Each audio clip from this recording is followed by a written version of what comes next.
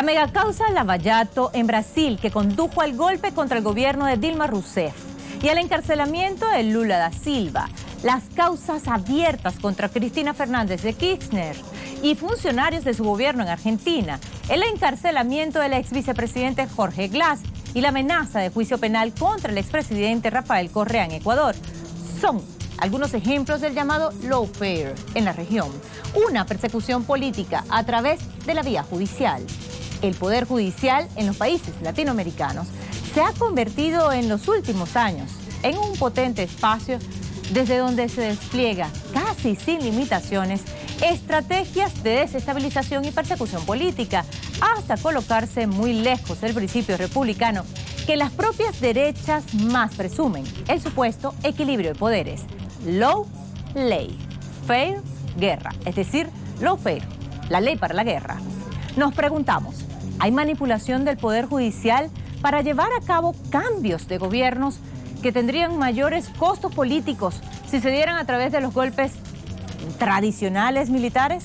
¿Estamos en presencia de una nueva arma de guerra, pero con fachada de legalidad? ¿Lawfare, la judicialización de la política en América Latina? ¿O solamente es para gobiernos progresistas? Pongamos el punto en la I.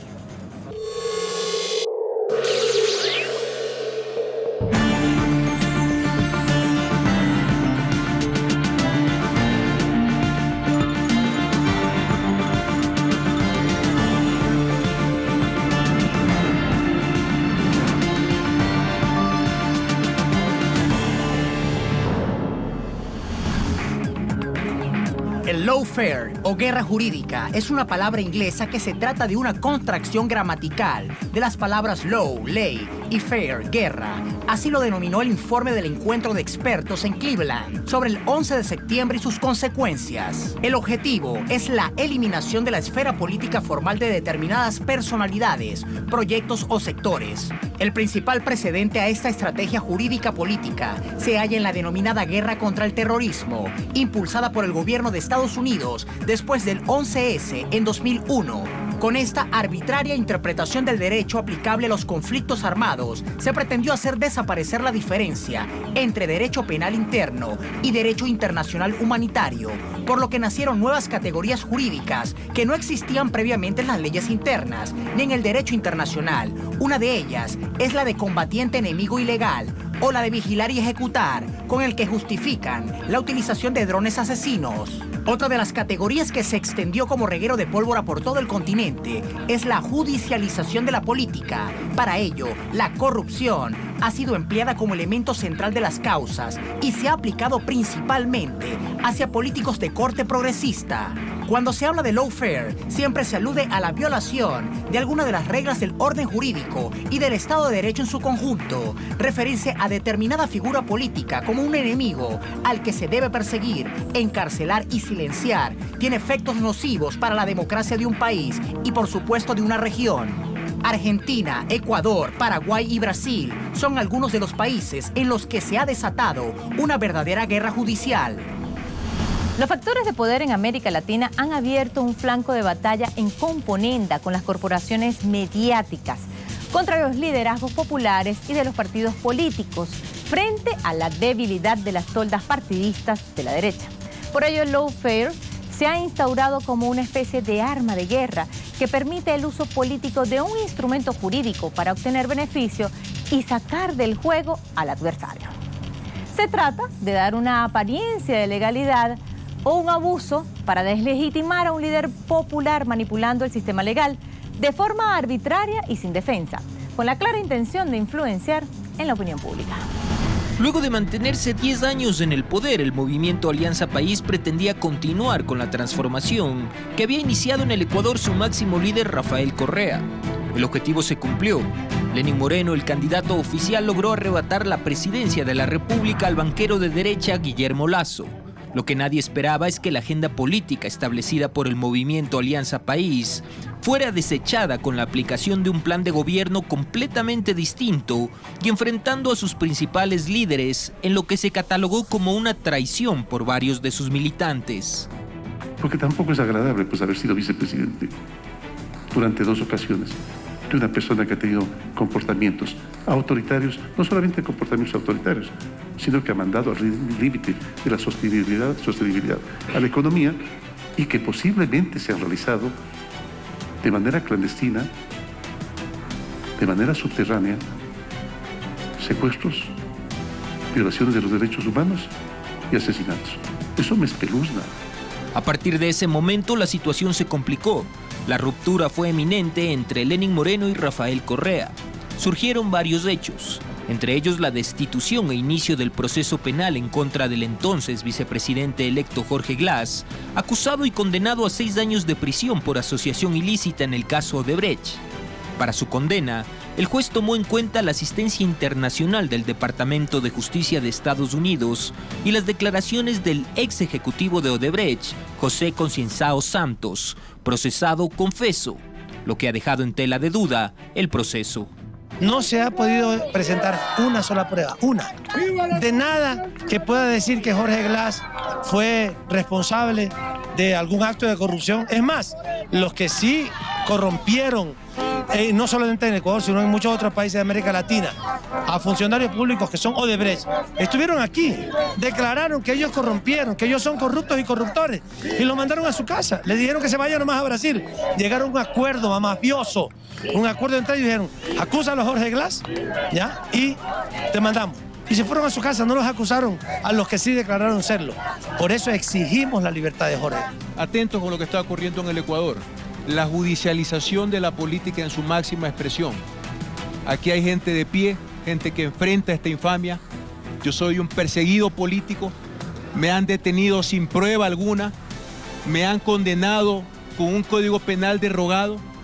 Prosiguieron las acciones. Se constituyó un nuevo Consejo de Participación Ciudadana luego de destituir a sus miembros y a su vez una consecución de hechos que desembocaron en el reemplazo de las autoridades en los principales poderes del Estado, entre ellos la Defensoría del Pueblo, Fiscalía, Contraloría y el cese de la Corte Constitucional. En un país sin derechos, en un país donde todo está encargado, el Consejo Electoral encargado, una Corte Constitucional cesada, un Fiscal General de la Nación encargado,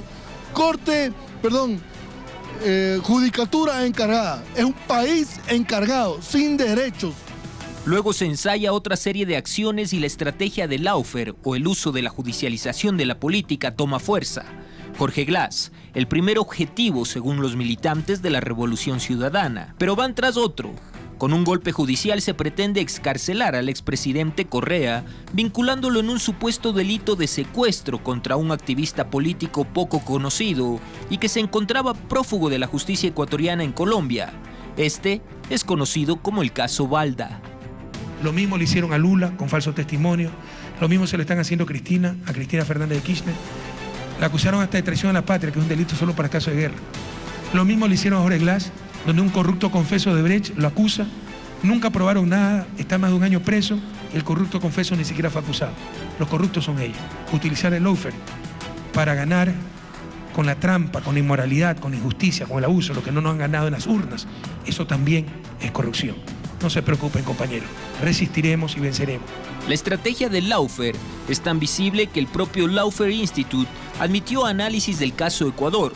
Allí se estudiará la ocurrencia del lawfare en contra de los miembros del movimiento político del cual el expresidente Rafael Correa y el ex segundo mandatario Jorge Glass son parte. Pero las acciones judiciales se extienden hacia los exfuncionarios del gobierno de Correa.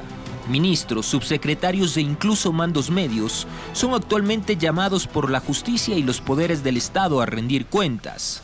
Mientras, surge un terreno en el que nuevamente mediarán las fuerzas sus principales protagonistas, la derecha y la posible reestructuración correísta.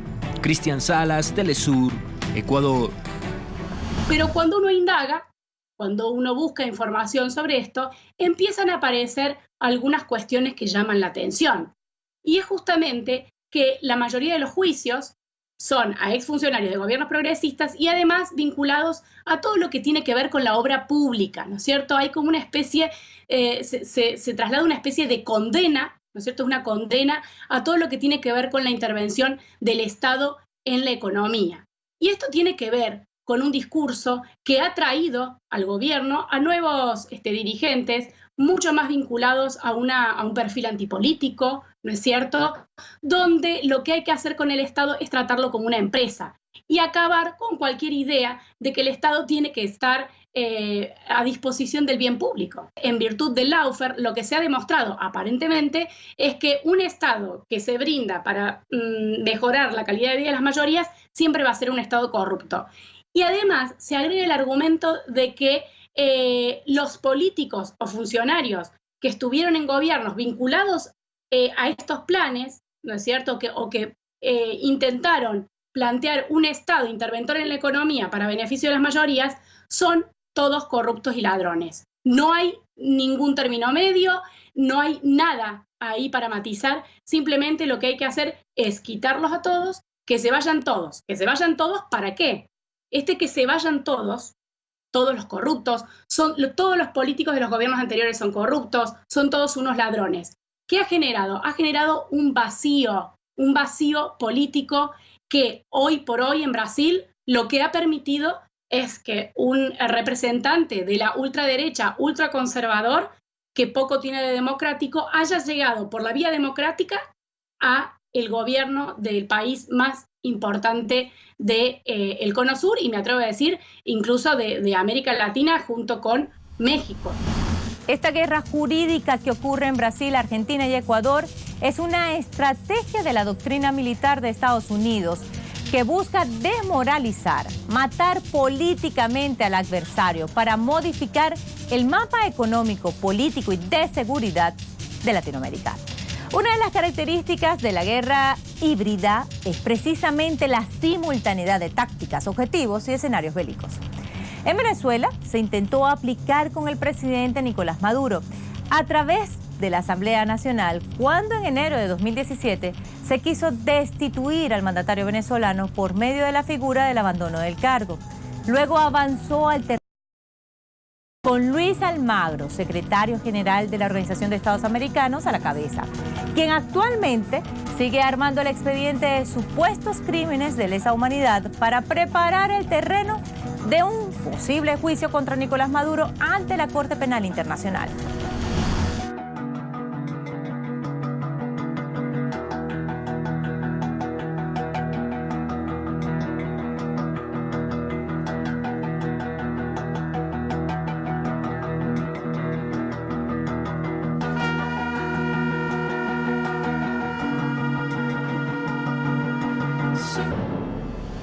Estados Unidos es uno de los principales asesores. Fue en la Universidad de Harvard donde se creó el concepto de lawfare y ha estrechado en los últimos años los vínculos con todos los aparatos judiciales en América Latina con el pretexto de una lucha contra la corrupción.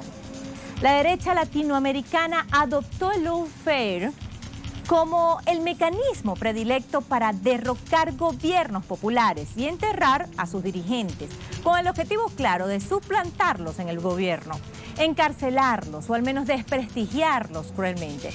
Y en esta guerra hacen uso indebido de los instrumentos jurídicos para fines de persecución política, destrucción de la imagen pública, inhabilitación por todos los medios del adversario, con una aparente legalidad. El golpe parlamentario contra Dilma fue claramente diseñado para quitarla del poder. Fue sacada por decisiones políticas que ella tomó en las que nunca se comprobó ninguna acción por fuera de la ley. Justamente el abuso de la ley fue el arma de la derecha contra Dilma y ahora se usa contra Lula. En Argentina, el 5 de junio, el bloque oficialista presionó para sesionar sobre el desafuero de Cristina Fernández de Kirchner, con el objetivo de expulsar de la esfera política formal a una de las líderes de la oposición. La excusa para intentar sacarla fue una decisión judicial de la Cámara Federal Argentina, que señala que el fiscal Alberto Nisman fue asesinado y que el motivo de ese supuesto homicidio fue la denuncia hecha del fiscal contra el gobierno de Cristina Fernández por haber firmado un memorándum con Irán. La característica del lawfare es que te presenta como una vía legal, ¿no es cierto?, para la expulsión de los políticos de la esfera política formal, pero si uno indaga en el modo en que se han realizado los juicios, los procesamientos, la prisión preventiva, el sistema de reunión de datos, ¿no es cierto?, a través de la delación premiada, etcétera, lo que aparece es que no respetan las normas legales del Estado de Derecho, es decir, que saltan por encima de muchas de las normas o prerrogativas necesarias para llevar a cabo un juicio justo. Por ejemplo, el caso de Lula es el más claro y ha sido estudiado desde el Reino Unido y por un grupo de juristas muy serios, donde ponen en evidencia que se han saltado las normas, ¿no es cierto? Entonces, ¿qué muestra el lawfare? Que la derecha todavía tiene sus herramientas, sobre todo cuando existe una alianza natural, diría yo. Ni siquiera estamos hablando de que desde el Departamento de Estado de Estados Unidos o desde el Departamento de Defensa se baje alguna línea. No, estamos hablando de una alianza que existe entre fundaciones, think tanks, empresas, digamos, grandes corporaciones, las derechas de los países latinoamericanos, una red de intereses que viene operando desde hace décadas y que hoy por hoy encuentra en el lawfare una vía aparentemente legítima para reinstalar a las derechas en el gobierno. Es tan descarada la aplicación del lawfare que hasta su ideólogo, el general de división retirado de la Fuerza Aérea de Estados Unidos, Charles Durham Jr., la ha reconocido como el medio para pulverizar al adversario, haciendo uso de la ley y conseguir lo que de otra manera tendría que alcanzarse con la aplicación de la fuerza militar tradicional. Una suerte de excelencia suprema de la guerra, como dice el estratega chino Sun Tzu, donde el objetivo es subyugar la resistencia del enemigo sin tener que luchar. De allí que la guerra jurídica sea integrada dentro de la estructura militar de forma estratégica. En el artículo Integrating Lawfare and Warfare, el autor Joel P. Trachman escribe que la guerra jurídica puede ser integrada en la estructura de mando militar de forma estratégica si se quieren obtener los resultados deseados. Las áreas en las cuales él recomienda que el componente legal podría mejorar los resultados estratégicos y tácticos son: identificación de litigios con poca probabilidad de resolución legal para predecir con más precisión el contexto de los conflictos cinéticos. Participación en el proceso de planificación de nuevos sistemas de armas y adaptación de los sistemas existentes para maximizar la eficacia dentro del contexto jurídico. Anticipación de los desafíos a las reglas de enfrentamiento y las políticas de adquisición de blancos e identificación de los métodos que maximicen la eficacia en vista de estos desafíos. Identificación de circunstancias en donde los oponentes crean hechos jurídicos sobre el terreno que pueden darles una ventaja en conflictos futuros, como las operaciones en el mar de la China Meridional. Identificación de circunstancias en donde puede resultar atractivo crear hechos jurídicos en el terreno para tener ventaja. Identificación de circunstancias en las cuales el oponente procura crear, modificar o aplicar normas jurídicas internacionales que restringirán el uso de armas en donde nuestras fuerzas tienen ventaja. Proposición, modificación o aplicación de normas jurídicas internacionales que restringirán el uso de armas en donde nuestras fuerzas están en desventaja. Identificación de los esfuerzos del adversario para negar nuestro acceso al material bélico y formulación de respuestas jurídicas. Y por último, identificación de las necesidades de materiales bélicos del enemigo. ¿Qué maneras hay de luchar contra el lawfare? La primera es generar una contrainformación, porque el lawfare es tal gracias al apoyo que tiene de los medios hegemónicos. Hay que informar desde otros medios. Hay que contar las otras verdades, hay que contar lo que no cuentan los medios hegemónicos, hay que rehacer la historia desde otros espacios que lleguen también a la mayor cantidad de gente posible. La otra cuestión es que se exija, de una vez que nuestras democracias tengan como objetivo una democratización del aparato jurídico. La otra cuestión es exigir que los aparatos jurídicos no necesariamente sean intervenidos desde otros organismos internacionales u organismos jurídicos que no necesariamente conozcan el modo en que opera el país, las necesidades que se tienen. Digamos, cuando yo hablo de esto, es el caso particular de cómo opera el Departamento de Justicia estadounidense asesorando a departamentos de justicia de América Latina. ¿Qué significa esa asesoría? ¿Es algo que en sí mismo es bueno, entre comillas, es conveniente? Y habría que ver quiénes tienen que asesorar a nuestros jueces, ¿no es cierto?, en América Latina. ¿Cómo hacemos para que los jueces se acerquen más a las problemáticas cotidianas y no respondan necesariamente o siempre a la necesidad de unas minorías privilegiadas? Ahí hay que buscarle la vuelta. Y la otra cuestión, ¿cómo enfrentar el lawfare? La gente tiene que involucrarse en política. Lo que se busca con el lawfare es vaciar la política, es dejar el vacío. ¿Por qué? Porque nunca va a estar vacío, porque la derecha siempre está lista para estar ahí y tomar las decisiones. Entonces lo importante es que la gente se comprometa, que se informe y que se niegue a la despolitización que está proponiendo el lawfare. No, con los gobiernos progresistas aprendimos que lo importante es estar ahí, es participar, es hablar de política, es cuestionar. Ahí tenemos que estar y negarnos al vaciamiento de la política y del Estado que propone el lawfare. Con la llegada de los gobiernos progresistas y el esplendor de una década ganada para los pueblos y la integración latinoamericana, los medios de comunicación hegemónicos retomaron la bandera de la corrupción como uno de los principales argumentos contra las administraciones públicas, alegando derroche del Estado y enriquecimiento de los líderes populares a costa de las masas empobrecidas. Lo que a inicios de este siglo XXI era algo incipiente, se fue transformando en el discurso aglutinador de los medios masivos, tanques del pensamiento, ONG de derechos humanos y redes sociales, con la intención de socavar la democracia. ¿Cómo se determina que se está en presencia del lawfare? Primero, no hay presunción de inocencia. El juicio lo hacen los medios de comunicación que convierten la mentira en verdad. Luego viene la construcción de un presunto delito, la filtración a los periodistas influyentes de las supuestas evidencias de la Fiscalía, que no importa, una vez más, si son verdad o son mentira. Simplemente forman parte del proceso, que luego deriva en la muerte moral, política y finalmente el encarcelamiento con muestras aparentes de legalidad. Una real persecución política. El hecho de que la mayoría de los procesos judiciales, sentencias, denuncias o insinuaciones por casos de corrupción se concentren en exmandatarios o mandatarios latinoamericanos de gobiernos progresistas dan indicios de que nos encontramos frente a una novedosa estrategia de disputa geopolítica.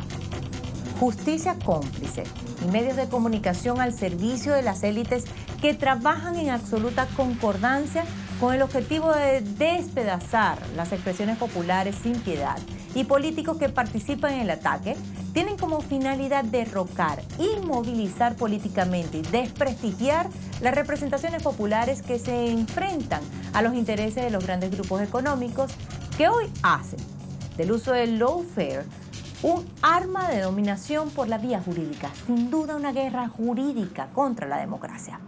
Pusimos el punto en la I.